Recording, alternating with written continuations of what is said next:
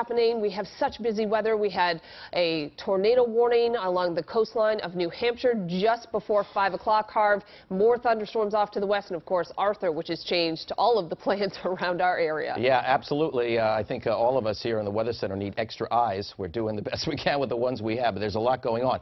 That storm that went through southeast New Hampshire, look at this picture, into us. Stratham, New Hampshire. Look at the hail with that storm. It was a very, very powerful storm. There was a tornado warning with it.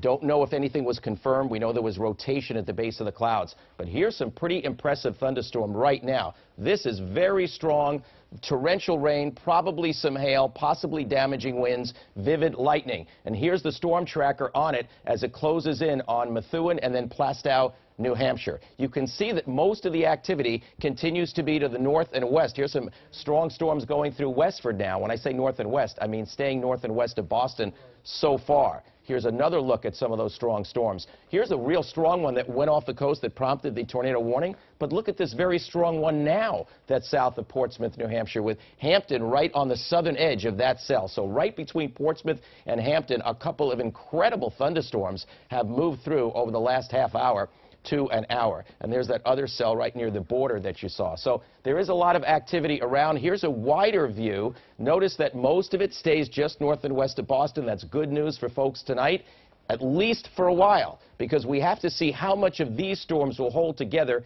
as they move east. But they're at least several hours away from threatening the Boston area. So we go out in time. It looks okay for the evening, but strong storms moving into the Berkshires around 8 o'clock tonight. Move eastward through Worcester County, probably weaken some as they get to Boston, but may survive getting here about 11 o'clock or midnight, so that'll have to be monitored very carefully.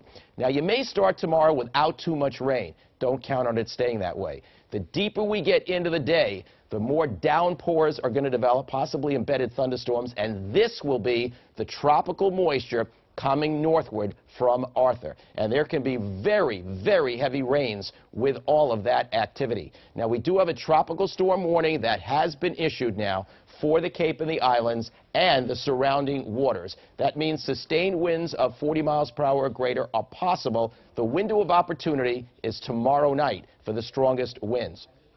Here's a look at Arthur. Very well formed, 90-mile-per-hour winds, but the gusts are up to 115. It could grow into a Category 2 storm, doesn't have to get much more intense. But the size of it is fairly small, and that will be very important because its closest pass is probably going to be anywhere from about 50 to 125 miles south and east of Nantucket. If it's closer to like 50 miles, then those tropical storm force winds will probably be realized on the Cape. If it's more like 125 miles southeast of Nantucket, being on the right part of this cone, then it might not happen. But I think it's prudent to expect the possibility, if not the likelihood, of tropical storm force winds for the Cape. That's what's being depicted here. The yellow shows it from about Hyannis eastward, and obviously that's an estimate, and nobody could pinpoint it that well. But the idea is Cape and the islands can have those gusty winds during the course of tomorrow night. The overall situation with Arthur is the front from the west combines with Arthur, and that's what gives us the torrential rains across the region. How much rain could we be talking? Only one computer model, but that's like 5 inches of rain in Boston. Now, of course, the jackpot might be somewhere else, but 2 to 5 or 6 inches of rain is possible, and that's probably going to be the biggest effect from the storm